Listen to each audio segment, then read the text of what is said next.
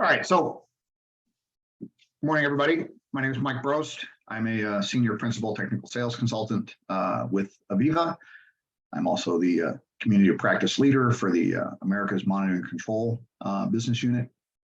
And this presentation is really going to focus on cybersecurity on the OT network, right? It's where, as SCADA system designers and engineers, we really have the most influence.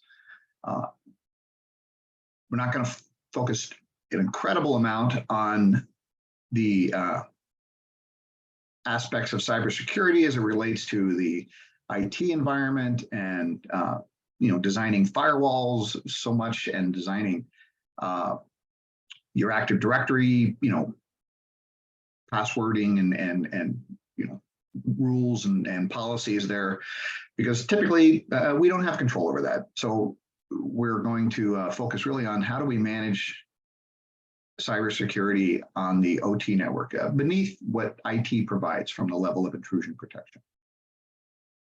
So the first thing is that, let's establish some basic requirements of a defensible control system, right? So the first thing is any general access to the control system should be restricted and encrypted with certificates.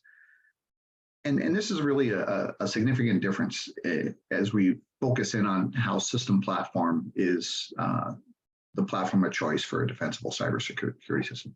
But whatever you want to call it, tag, item, element, attribute of the control system, where we're writing to should be able to evaluate who is issuing the write, right? So we shouldn't have to rely on a graphic or some other point that could or could not be configured. The destination of a command should enforce who's allowed to manipulate it.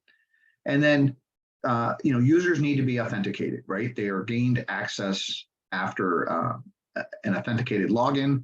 So we now know who that user is, right? The users are authorized to do things. In other words, that they are confirmed that the user is permitted to write to a specific attribute, and possibly when demanded by the right target, demand the user confirm who they are, right? Possibly with two-factor authentication or just simply a reissuing of username and password. Also, users should be approved to do something. In other words, sometimes things are critical enough where we want a user to actually know that they need to be authenticated by someone else, not just revalidating themselves, but a second actor within the SCADA environment is able to approve that action. And everything should be archived, right? So every action, every recorded thing that someone does, every button they push, every set point they change should be recorded. And that recording should be done regardless of configuration of the entity making the write. So the bottom line is all protocols, whether it's OPC, whether it's MQTT, whether it's our SweetLink protocol, whether it's anything accessing this, all graphics, regardless of configuration of the graphic. In other words, they shouldn't have to put security things hidden inside of graphics. Any external API I use, if I use an API, any external clients, maybe I use a different vendor's HMI, right? Everything must be enforced by this model. And really, the whole thing is without any configuration changes at the origin of the write command.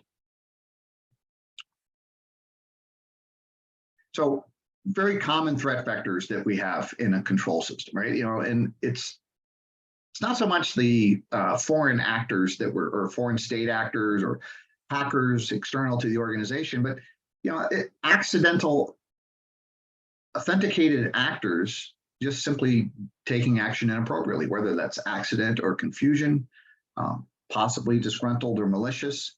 But an authorized person does something at the wrong time, right? Local software inserted within the intrusion protection boundary, right? You can have all the stuff on the firewalls and all sorts of other stuff, but if someone brings software beneath that protection boundary, how is your system going to protect itself against that?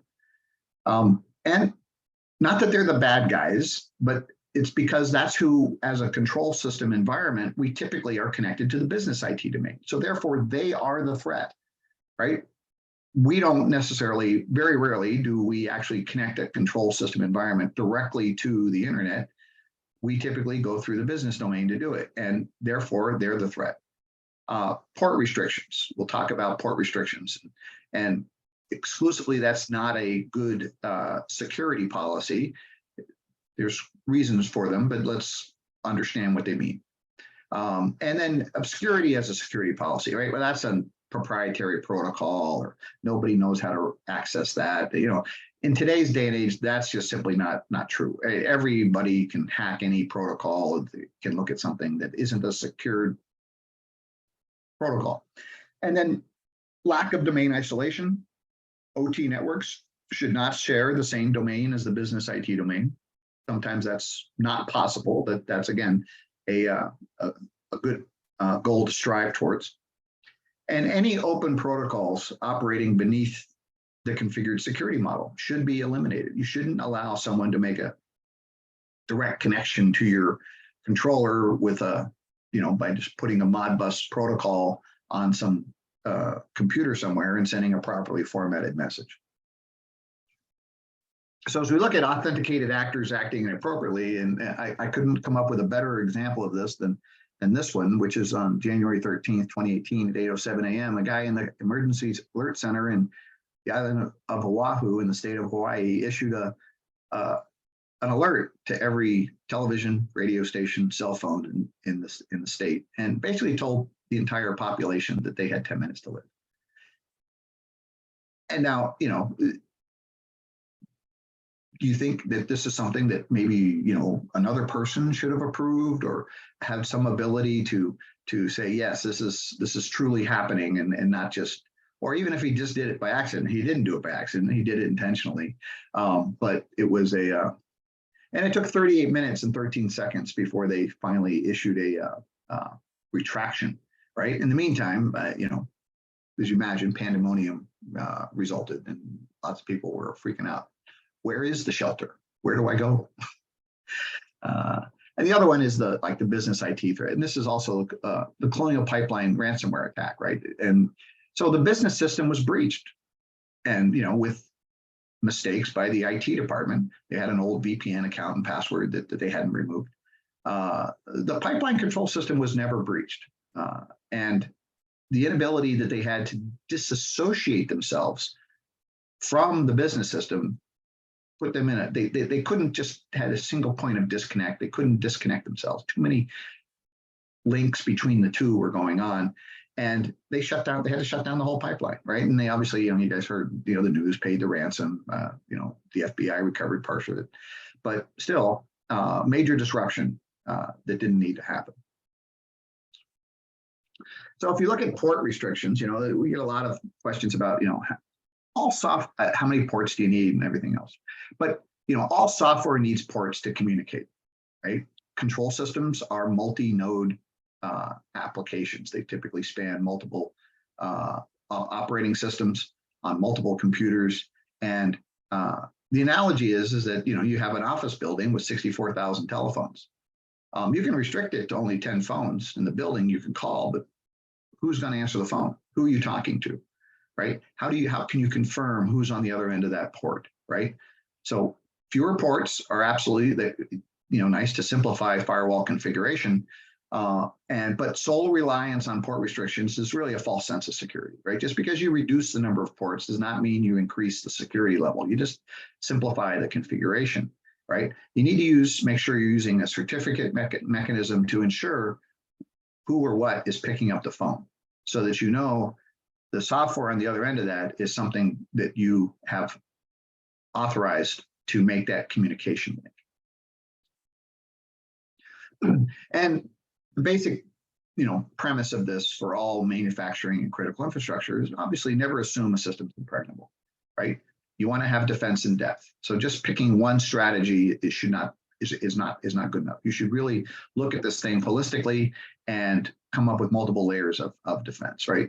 Should monitor that and make sure it's functioning correctly. Understand your complete set of threats. In other words, know that you have to worry about people and other things that are not just software actors, but human actors as well, and designed to mitigate those threats, right? And understand where vulnerabilities are present, right? And most importantly, when required, have a single point of disconnection so that you can isolate yourself from the environment that is being attacked, and you don't have to disable your environment because someone else has been breached. But when we look at this from an industrial perspective, there are many industrial protocols for many devices, and you guys have seen all these before, right? There's Modbus, there's Allen Bradley's protocols, Siemens has their protocols, BACnet, Profibus, MQTT, CAN bus, all sorts of stuff that are there. All these protocols are access or no access only, if even that's available. Some cases, they can't even restrict who talks to them. But none of them can change the security requirements on a tag, item, attribute, or element basis. In other words, if I can change the product code on the bottling line from grape soda to cherry soda, then I can also adjust a critical high limit alarm on some critical asset that is controlled by that same control system. Because the protocol, once I make the connection to write, will allow me to write to virtually almost anything inside of there. And the problem with that is many people need reasons to write. But then we take those industrial protocols and we convert them into something that the industry has standardized on, right? The old one was DDE. We had SweetLink. SweetLink now at least offers a certificate-based authentication. And OPC-DA was COM-DCOM, large number of ports. OPC-UA got better. We went to certificate authentication. MQTT also increased the levels of authentication. There are others. But again, none of these protocols, once access is granted, can restrict access internally on individual items and tags. So you gotta be careful who you allow access to these general industrial standard protocols, right? Because just getting access or no access is not really an effective and defensible mechanism, because you can't restrict individual data items on that. And the problem is that many actors need various types of access, right? There's all kinds of business reasons why someone needs to have access to a small portion of the control system. The problem is that once you give them access to that, what they need, they actually have access to most anything. And now you're dealing with an obscurity problem, right? It's like, well, they don't know they can write to that. Well, some protocols are even bad in the fact that they broadcast what you can write to, what's available in the controller, and they spell it all out because we named it really intelligently, and now everybody knows what it is, right? So in order to have a defensible environment, we should be able to authorize access to specific things. And when necessary, we should demand that the authenticator, that the actor making the access authenticate themselves upon issuing the right, or even an approver verify that they can issue that right, and they've approved that. Kind of like why there's two launch keys in a nuclear submarine and why there's two guys in a missile silo, right? Because they want two people to agree that, yeah, this is something that we should do. So when you look at the network of things, right, we have the device layer, and so this is my blue colored network you'll see this is all building on top of each other, but your device and comm servers should be restricted to a single point of access. In other words, they cannot, by their design, distinguish once connection has been made what someone is writing to, or request any additional levels of authentication against that device. So we should have one client, and it should be limited to only a connection within the computer running the comm server. In other words, we shouldn't allow network connections to these comm servers. They should only be from the client that's on that operating system. And ideally, that connection should be done from a service account. We should not allow interactive login to a comm server. You shouldn't just be able to walk up to a computer, log in, and plug some software in, and then say, "Let's do this," right? And again, if properly designed, there should never be a reason to activate an interactive login on that operating system. Networks should be segmented apart from the process LAN. In other words, I shouldn't have these communication networks on the same physical location as my process LAN. Device protocols like this should never be allowed connectivity from the process LAN. I shouldn't be able to just walk up and do something outside of the design configuration of my control system and talk directly to a device, right? And anything that's executing that type of connectivity should be denied interactive logins during normal operation. So you kind of want to task orient the operating system that's making a connection to the communication server, which is talking to a device.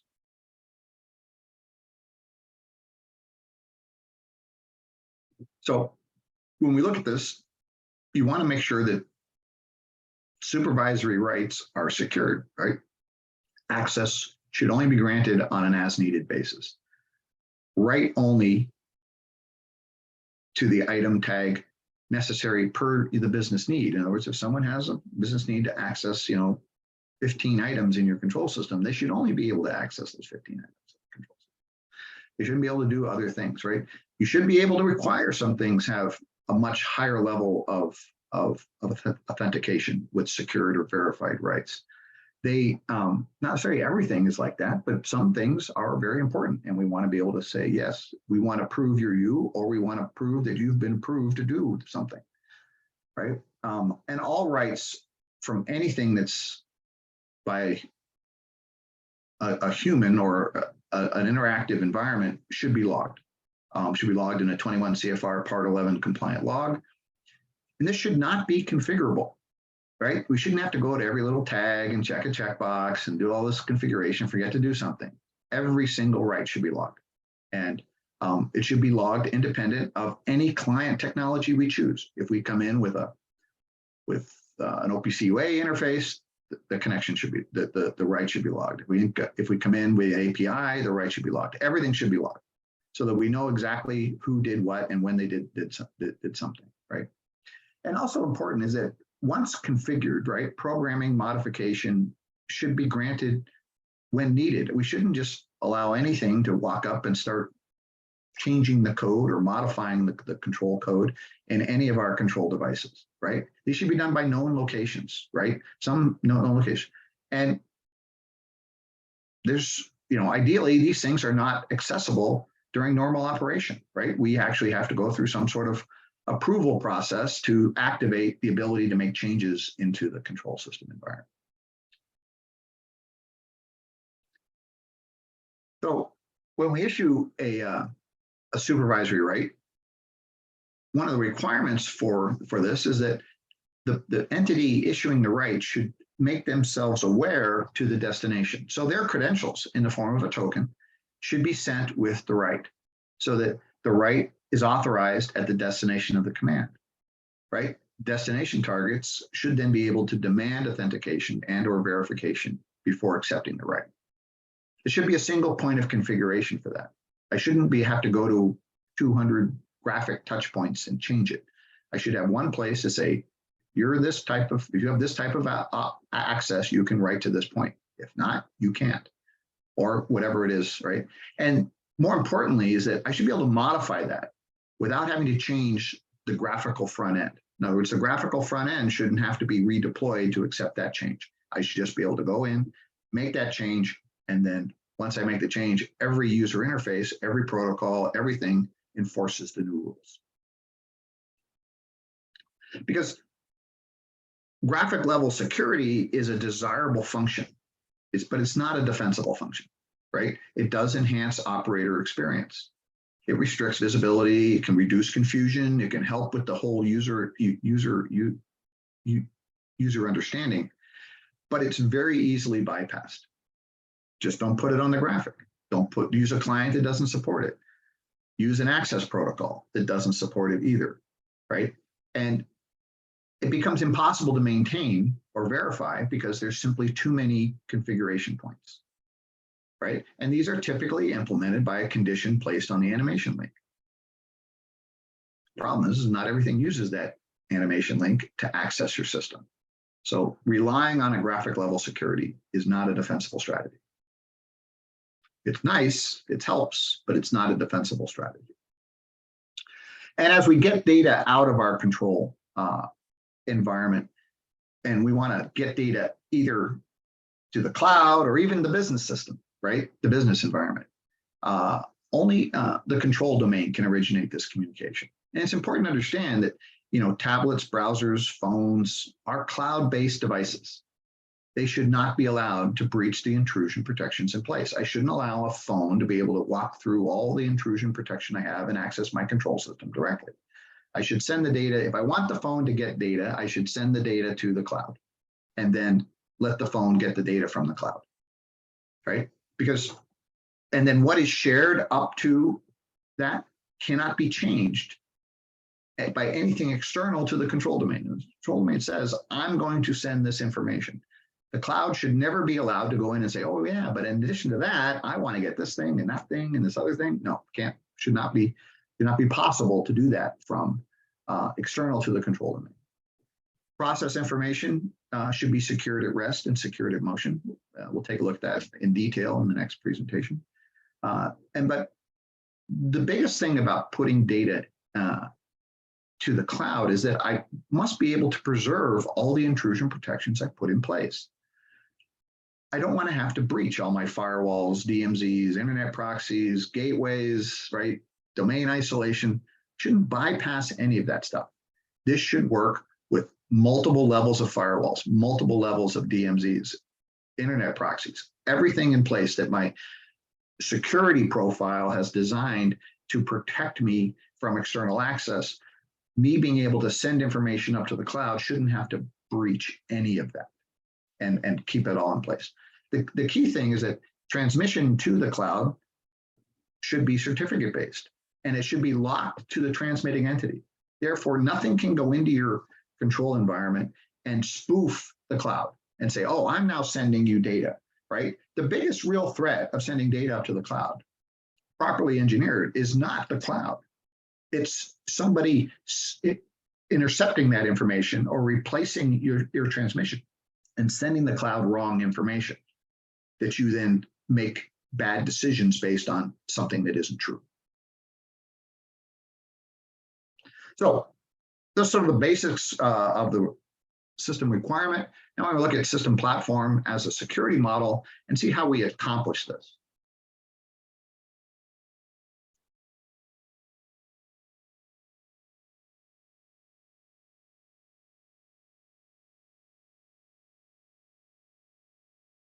Right, so the first thing is system platform has a certificate management system we call the SMS server. And this server allows for all the software and computers that make up your control system to secure their inter-node communication. So without this, transmission of stuff between nodes is at risk. It's at risk for people eavesdropping, reading it, whether that's simply other software or stuff that are just, somebody who gets in beneath there, right? They can read this stuff. They can also interfere with it. They can change what you write. They could say, hey, I'm going to intercept that and change the value of the set point, make it do something nasty, right? Whatever it is that could happen. So all the protocols that exist within system platform support a encryption thing, which is a certificate-based TLS 1.2 encryption, which secures all that thing at rest and in motion, so that without possession of that certificate, you aren't going to be able to intercept or talk to anything. That certificate is managed by our SMS server, which we'll basically call system management server. And you have one machine, which then will divvy out these certificates. And the certificates are automatic, can be either your own certificates or they can be automatically updated by the system management server. But this then secures all internode communication. It also secures cross, we call system platform applications galaxies, cross galaxy communication, right? Secures development access, all these things so that you know exactly who is able to access things in your system. Without possession of a certificate, you're not going to get to anything. And as of yet, the certificate is something that is pretty much unbreachable at this point. Certificates, as I said, can be either automatically generated or you can load your own certificates if you wish to purchase them. Automatic generated certificates are good for 2 years, and then the system automatically keeps them up to date, so they have a 2-year lifespan. So if a machine is isolated, it has 2 years to get a new certificate, basically, to continue communicating. But the certificates are there.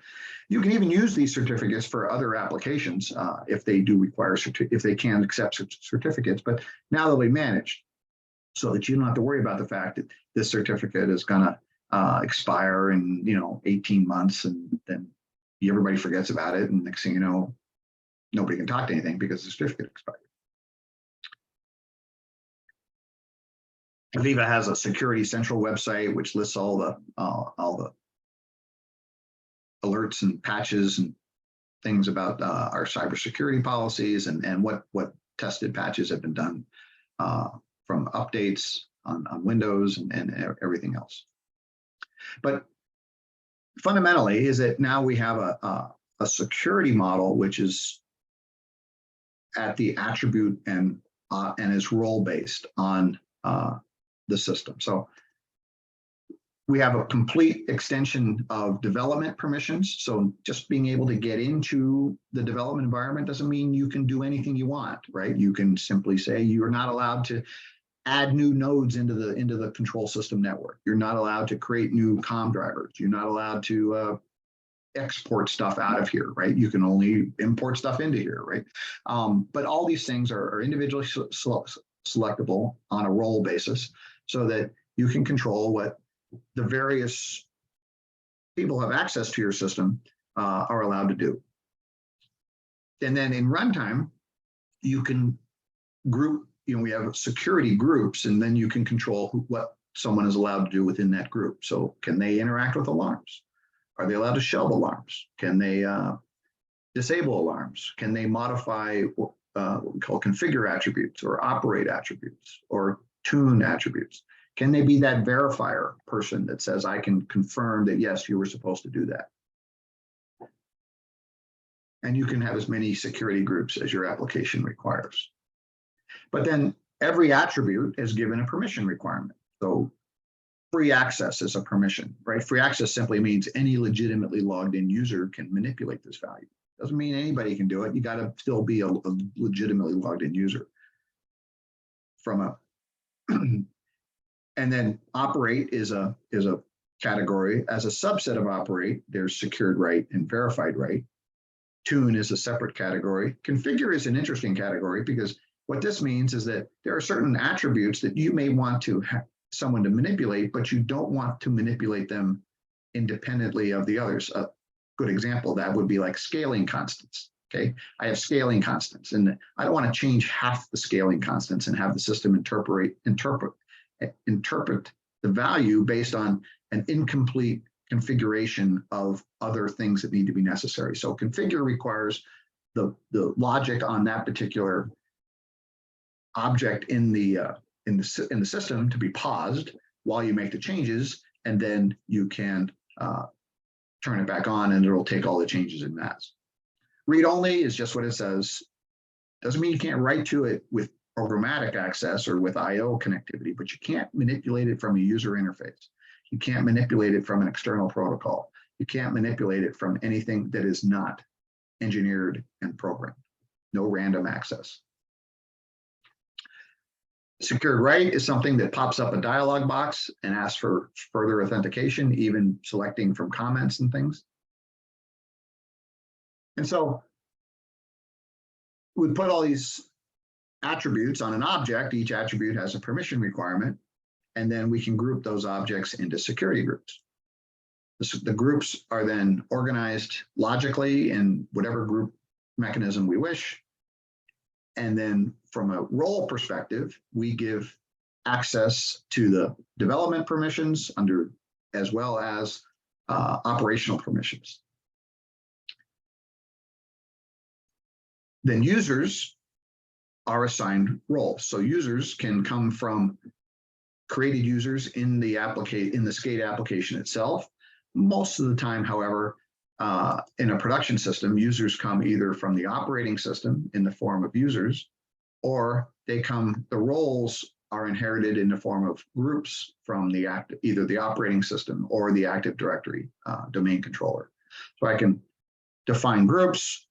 The group membership in the group determines roles. So the user now just has to be a member of a certain group, and I don't have to redo my SCADA system every time somebody changes jobs or something. I just base it on putting that user in the proper role in the Active Directory.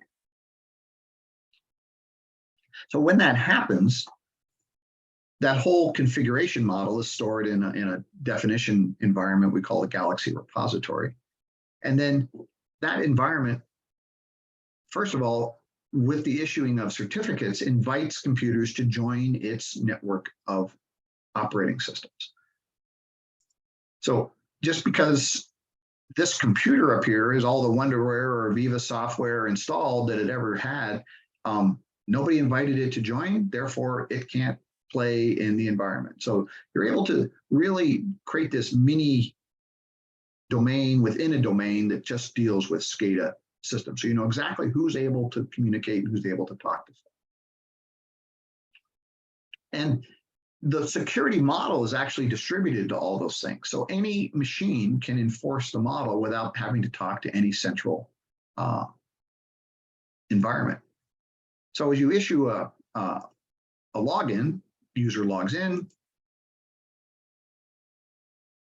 they then goes to your domain controller the first time they've logged in and authenticates their user. That domain is that you log in is now cached on the operator workstation, just like when you log into your laptop and you connect to your domain and you take your laptop home, you can still log in to your laptop with the user you logged into, but you can't log into with a different user because you can't now access the domain controller. Same principle work there. And then that that token of that user's credential is then distributed to every other workstation that was a part of that SCADA domain. So now anything can authenticate itself and authenticate the action without having the domain controller available, or without even. So if this operator workstation and this object server were the only two computers left on the network because everything else had been turned off, they'd still be able to perform these actions. So user tries to push a valve to a button to close a valve.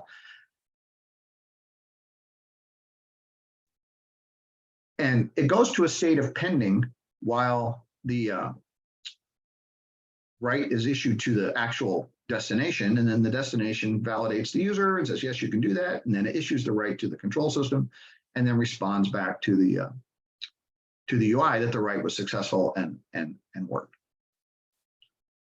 If it was secured and verified, the user would issue that. It would be in a pending state while it goes to the destination. The destination would then respond back that there's a security barrier in place. So the state then goes back to a security barrier and then demands that the user provide additional, re-authenticate themselves.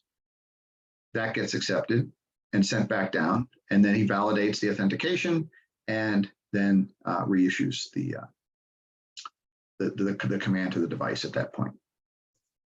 Verified write just means you have a user who does it and a verifier who's going to then approve it, so that both actors are logged as the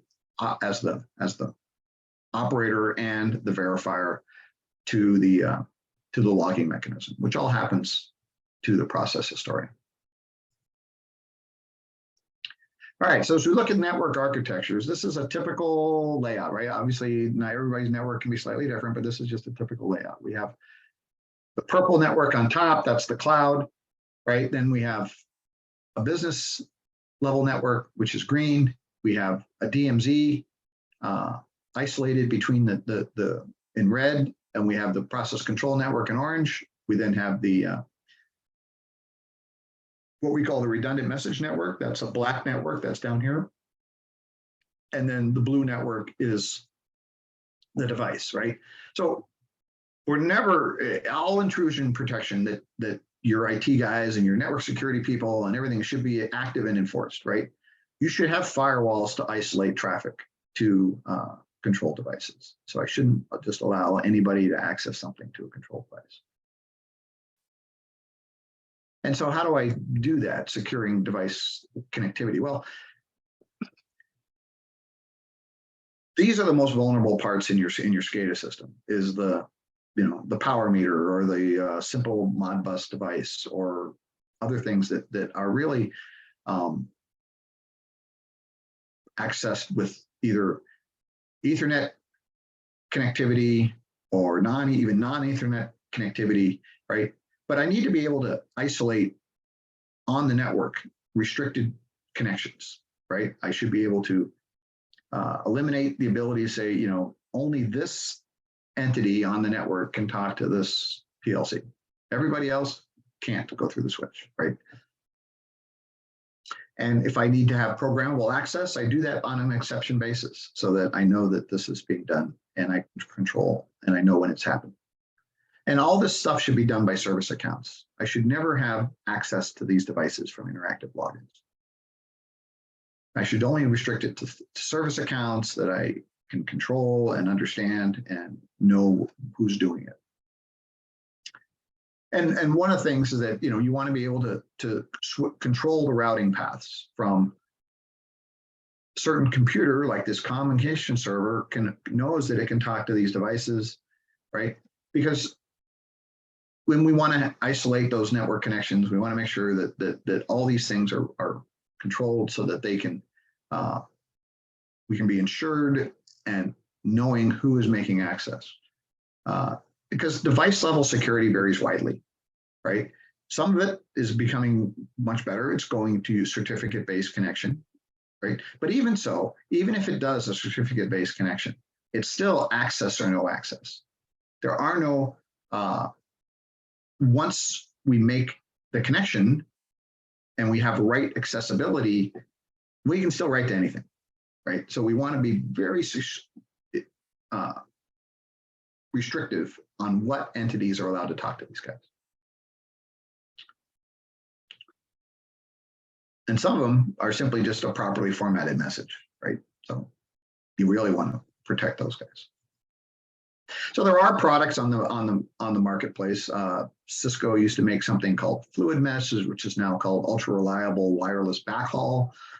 I like Fluid Mesh a lot better, but it allows you to have modeled connections between these network ports. It does deep packet inspection so that it knows that this is what you sent, that's what you got, right? It knows that nobody interfered with it in the meantime. It does all kinds of mesh redundancy. If you have mobile connections, it does make before break and all kinds of stuff. And it can support a number of wireless and physical connectivity options. Right, that's just one product that I was able to research, but there's lots of them out there that can help you control this blue network, because this is the most vulnerable part of your SCADA system.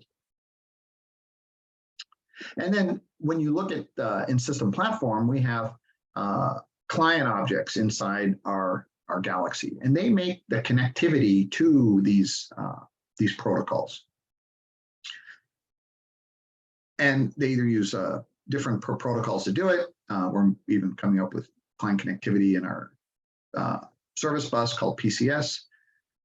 But we should take all these access points in our Galaxy and put them in an individual security group, because everything that's on there is controlled with an operate permission. So we should just simply deny operate permissions to everybody that's interactive. We shouldn't allow anybody to write to these guys directly, because these are not differentiating between one value and the next, right? These are providing the access. And so one of the things you should do to your system platform environment is deny all operate access to to that group, so you cannot modify operate attributes.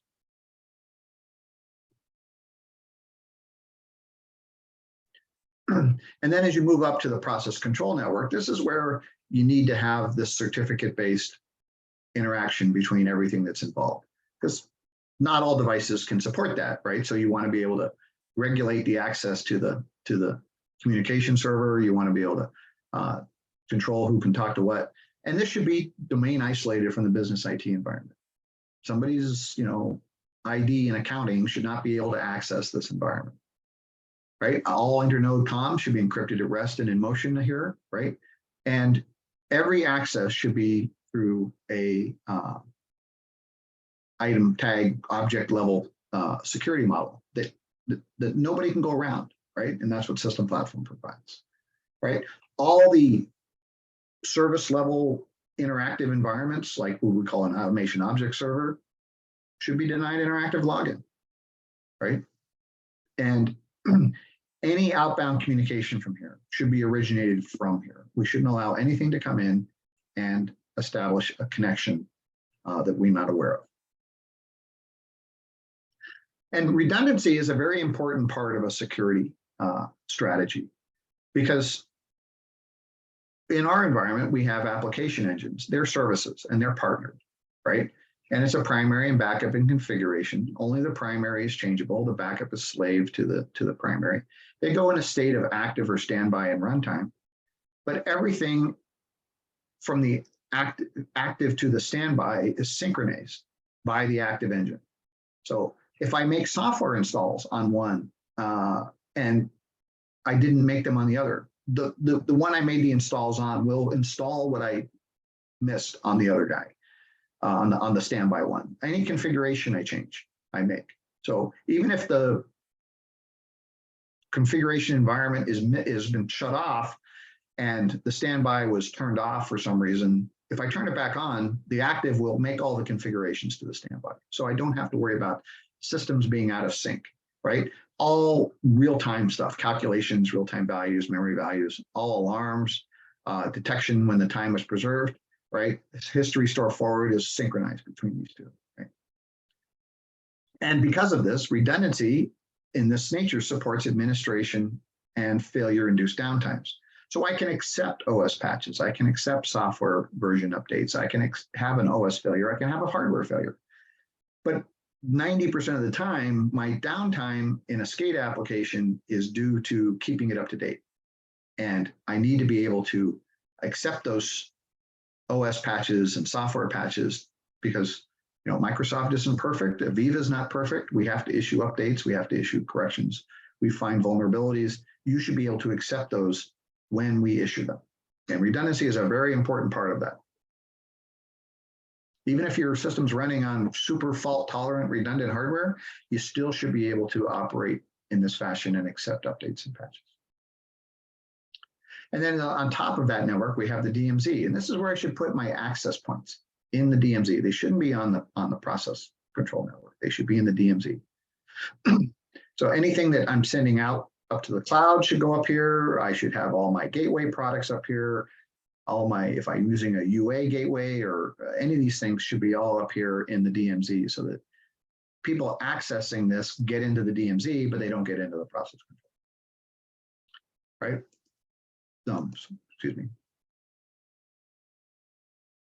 So system platform is really what enables the defense required, right? Every communication is TLS 1.2 encrypted. All user identification is transmitted with every single write. There's a read path independent to the write path.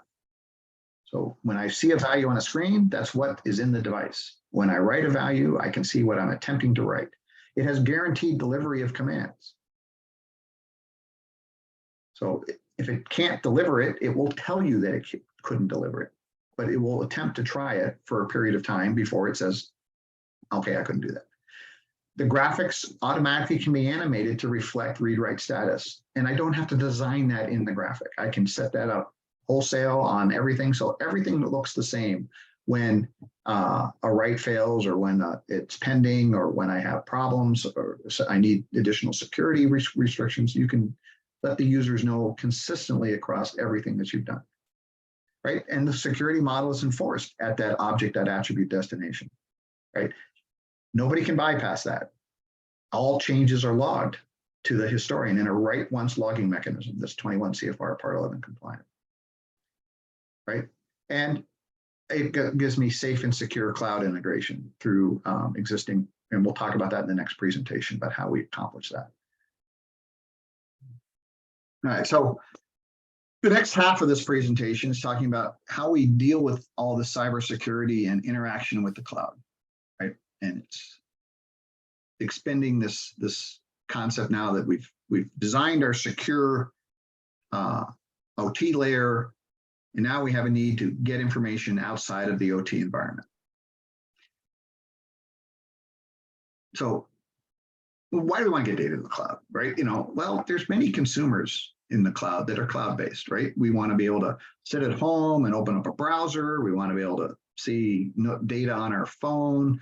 We have external organizations that we want to send information to, but we want to control that, right? We don't want them to just be able to get to anything, and we don't want to allow them to get into our OT environment. So the cloud is a great way of doing that, right? And your OT network should be isolated from those consumers, right? We shouldn't allow any of these things that are external to our OT environment, even our own business IT environment, should not be allowed to get into our OT network, right? And again, data transmission to the cloud should be secured at rest and secured in motion, right? Cloud transmission communication should only be originated from the OT network. We should not allow transmission that can be originated from the cloud coming into the OT environment. And we should have that transmission from the OT environment outwards be able to route through all the multiple levels and the maze of intrusion protection that we have in place.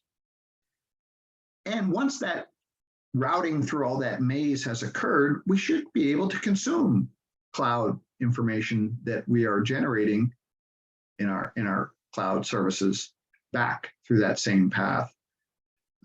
And again, this is only originated from the OT environment out, right?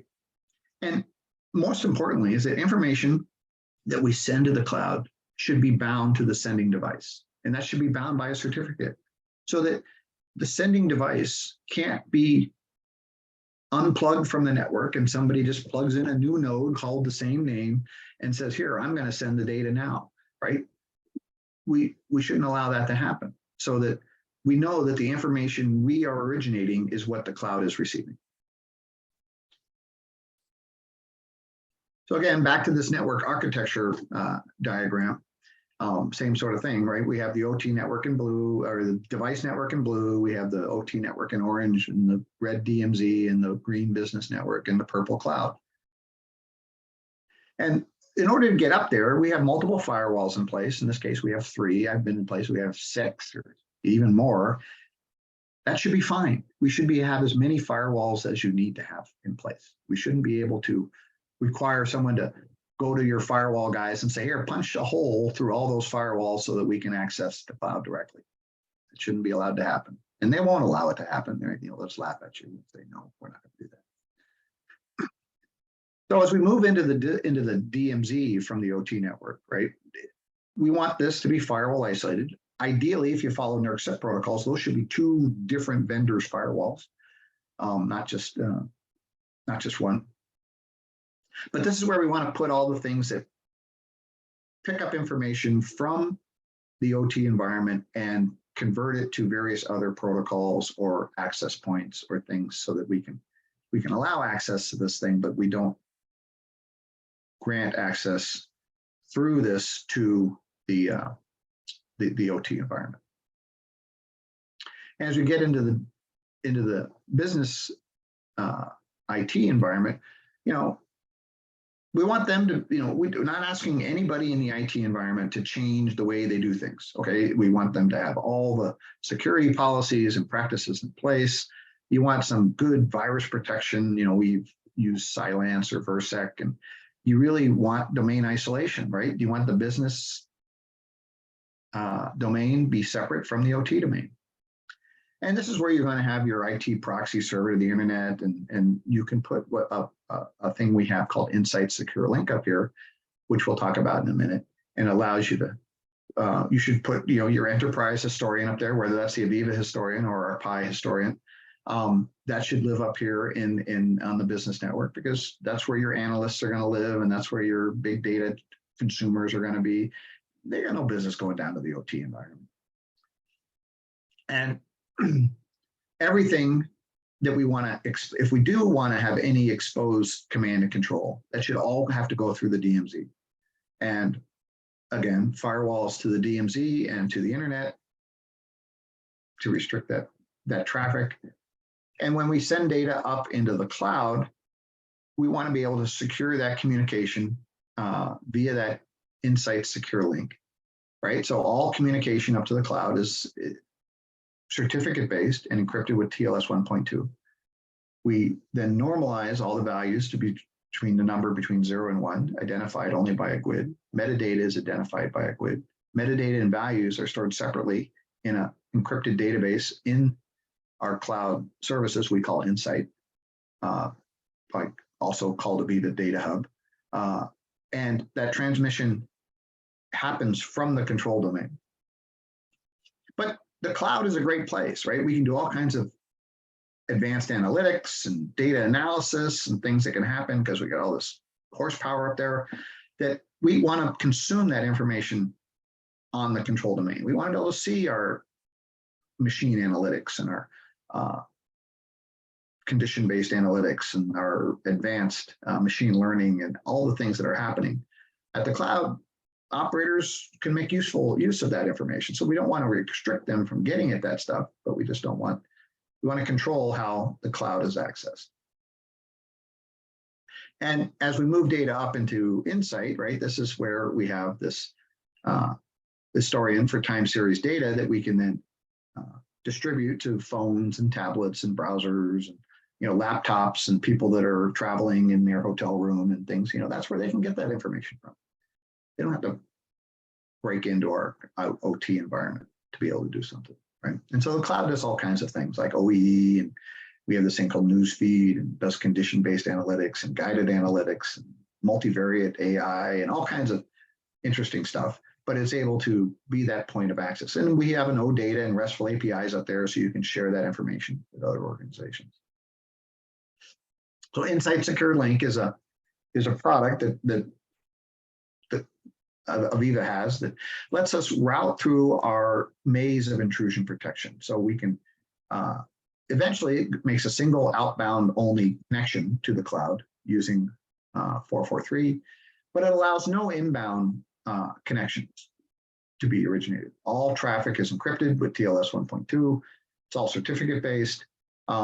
It's basically an anonymous HTTP proxy, right? It can go through the DMZ. We can daisy chain them together, and they can route through various firewalls so that you're not making any one firewall compromised its security model to get out to, and they're doing what firewalls do, isolating traffic, right? So saying you can come into me, but you can't go through the guy below me using the same communication mechanisms. And the access of what this thing is allowed to talk to is automatically whitelisted by the Aviva Cloud, so that the Aviva Cloud will tell these things, this are the endpoints that you can connect to. So you don't need to worry about maintaining that whitelist or keeping it up to date. The Aviva Cloud does that automatically for you so that these things know how to communicate. And they will then restrict any access to something that is not a part of that whitelist. So if I'm on the OT network and I want to open up a browser, I can go to the cloud Insight, but I can't go to Apple or Google or Facebook or any of those other places. Right? The secure link mechanism will automatically block them. And then it allows me to forward connections, and I can pick the target destination of what the upstream proxy is going to be and what port they're going to use to get there, so that I can change ports and change targets and weave through the maze of intrusion protection that you have in place. So again, when I'm securing data to the Aviva Insight Cloud, right, connection can only be originated from the process line. The cloud can't originate anything. It will not make an attempt. Anything trying to get in from the cloud down will bump into the firewalls and the proxy servers and just be denied.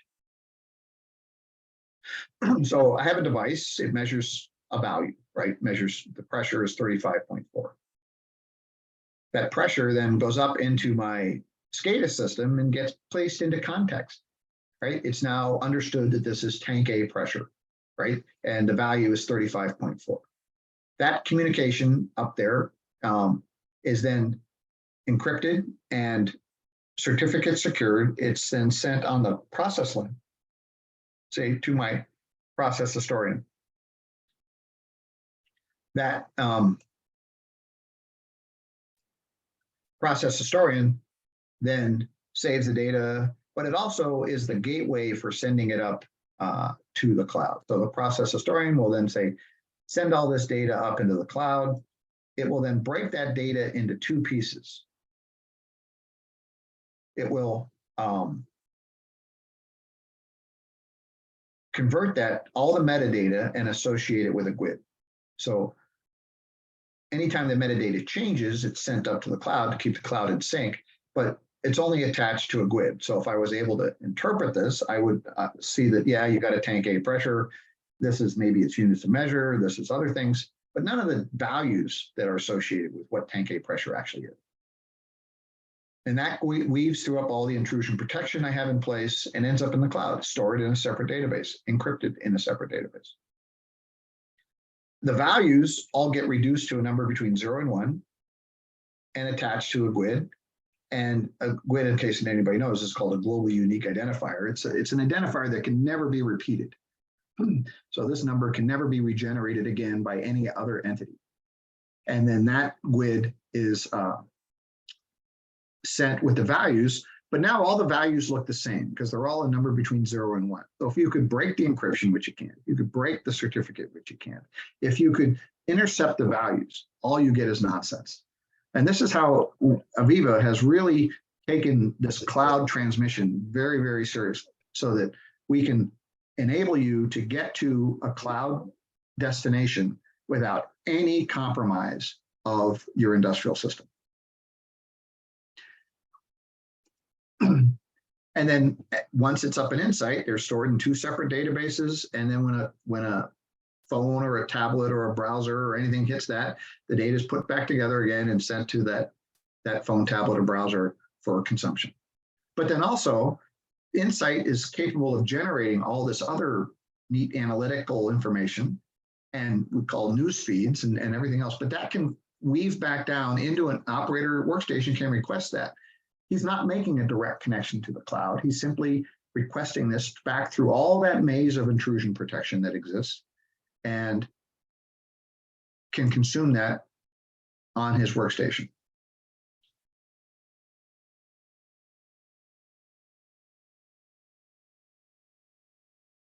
All right, so questions about cloud? So we do have one question. Is TLS 1.3 supported? Not yet.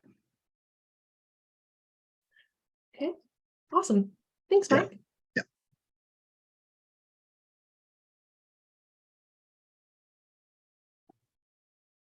Okay. Does anyone else have any questions? Anything they want to maybe add to the discussion? Yeah, I wanted to check if there is a white paper for Aviva Cloud Cybersecurity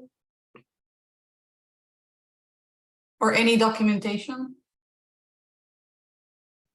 Yeah, I mean, there's stuff on Security Central for this. Okay. This is just, you know, one of the things, the purpose of this presentation is to break it out and really focus on the part of all this stuff that we as SCADA developers have control over.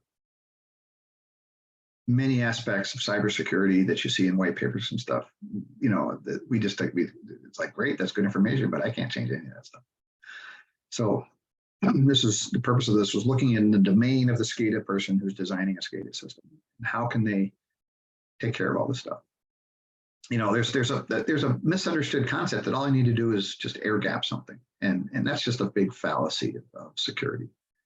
Because the minute you air gap something, you drop your guard down.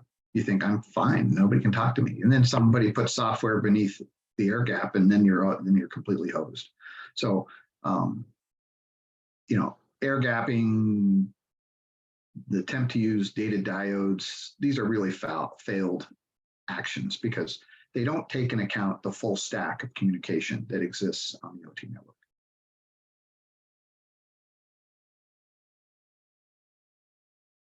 Yeah, so the question is, can the inside secure port be changed from? So 443 is the secured HTTPS port to cloud. That's the final port that goes out, but all the ports underneath do not have to be 443. So you can weave through everything else. Firewalls that sit on top of your OT network, for instance, don't allow access to 443. And you can weave out, you know, 16745, right? I don't care what it is. And then go to the next layer. And then, but at the end of the day, at the top layer, before you make the connection to the cloud, it will go out 443. And that's just because that's what the cloud uses.